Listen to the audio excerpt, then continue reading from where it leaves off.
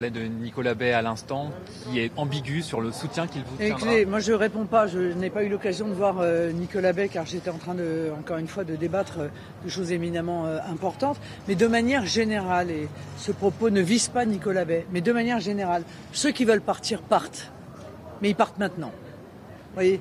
Parce que ce qui est insupportable, c'est la taquilla, en quelque sorte, qu'ils reprochent eux-mêmes aux islamistes. Vous voyez ? Voilà. Donc la taquilla, c'est la dissimulation.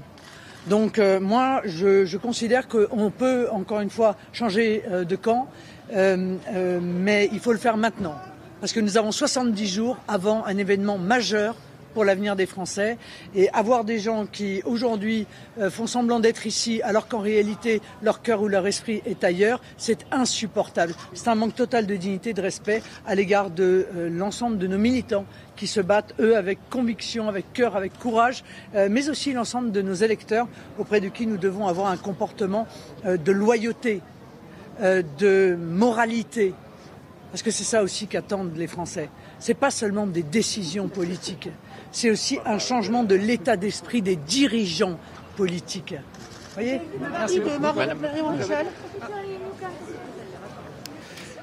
Voilà, Marine Le Pen qui a été assez claire et rapide. C'est vrai, Arlette Chabot, la phrase est quand même dure, violente. Ceux qui veulent partir partent, mais ils partent maintenant, a déclaré Marine Le Pen à l'égard de ceux qui seraient tentés de rallier Éric Zemmour. C'est clair et direct.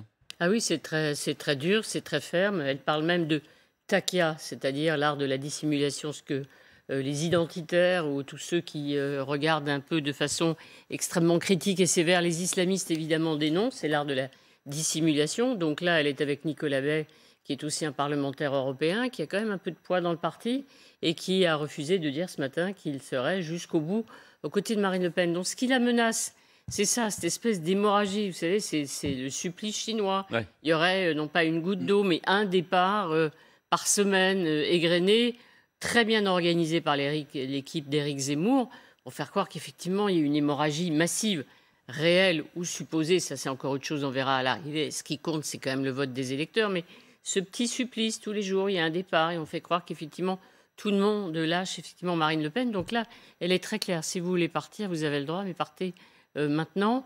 Donc, encore une fois, là, c'est une mise en garde comme elle n'avait jamais faite. Mais Damien, ça veut dire aussi que si elle est aussi dure aujourd'hui, elle pense qu'il y en a d'autres qui doivent partir ? Oui, parce que c'est vrai que dans son entourage, il y a des comportements, je dirais, ou des déclarations ambiguës. Mathieu Desmoulins, qui interroge Marine Le Pen depuis Madrid, l'interroge sur Nicolas Bay, eurodéputé, un cadre historique du Rassemblement national, qui n'a pas toujours été forcément très proche de Marine Le Pen, mais qui compte dans cette formation politique, notamment sur un plan programmatique, notamment sur tous les sujets européens.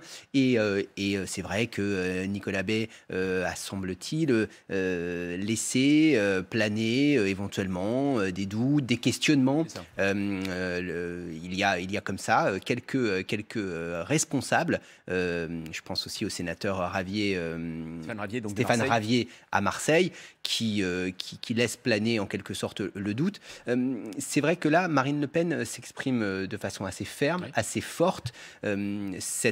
Ces ralliements ou ces possibles ralliements, un peu comme à l'image d'une grève perlée, on avait parlé de ça, de cette grève perlée dans le temps pour la SNCF, qui font des dommages en fait, parce que chaque semaine, on y revient, et cela empêche finalement Marine Le Pen de dérouler sa stratégie de campagne comme elle le souhaitait. C'est déjà pour elle une campagne empêchée, comme pour les autres candidats, en raison de la crise sanitaire. Un meeting, par exemple, censé réunir de nombreux militants et cadres de son parti à Reims, qui a été décalé. Il aura lieu la semaine prochaine. Mais si tout au long de cette semaine qui vient, avant ce grand rendez-vous pour le Rassemblement national militant, on a comme ça, à chaque fois qu'on a un interlocuteur du Rassemblement, un soutien de Marine Le Pen, cette question, et vous, est-ce que vous allez soutenir Marine Le Pen jusqu'au bout ? C'est dommageable, forcément, pour Marine Le Pen. Elle le sait, 70 jours, c'est très court, mais il faut quand même tenir la distance, et il ne faudrait pas qu'il y ait trop de départs dans son camp. Rappelons-le, Arlette Chabot, la semaine dernière, c'était une discussion de Gilbert Collard à ce moment-là.